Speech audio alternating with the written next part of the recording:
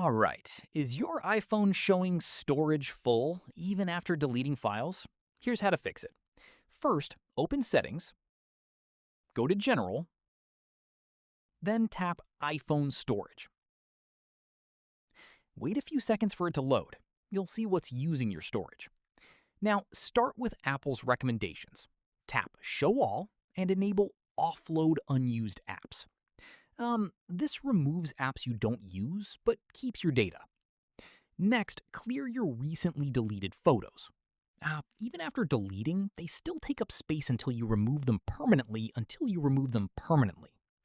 If you use a lot of media, turn on iCloud Photos to store full files in the cloud and save device storage. Now scroll down and check the large apps.